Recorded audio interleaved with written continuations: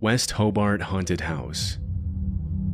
West Hobart is an inner-city suburb located in Tasmania, Australia. Over the years, dozens of allegations of supposed hauntings, ghost apparitions, and other paranormal activity have been made by tourists and residents of West Hobart. And it's honestly not too hard to see why, as West Hobart is a pretty old town with a generally creepy vibe.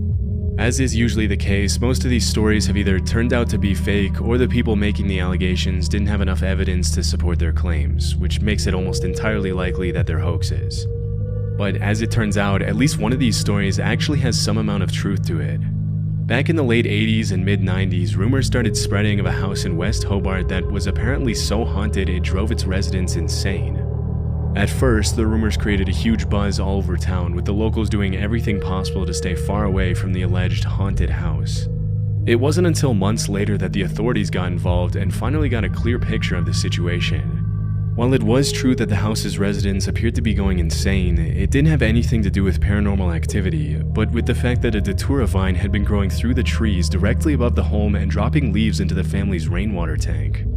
For a long time, the family had been inadvertently consuming microdoses of the plant every single day, which made them slowly but surely start to lose their sanity as they sank further and further into delirium.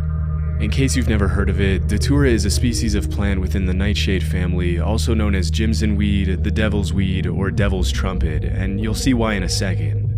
Even though the plant itself looks pretty harmless, it's known for having extremely powerful hallucinogenic properties, which is why it was used for centuries by Native American tribes in coming-of-age rituals and other important ceremonies.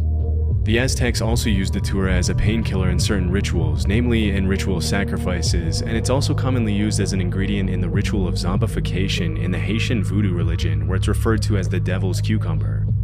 As you can probably tell by now, datura isn't your typical recreative hallucinogen, and there's a reason why it's really only ever used in hardcore spiritual rituals and ceremonies, and sometimes by naive people who have no idea what they're getting themselves into. In low to medium doses, datura causes extremely distressing, delirious experiences, and in higher doses it can lead to paralysis and even death.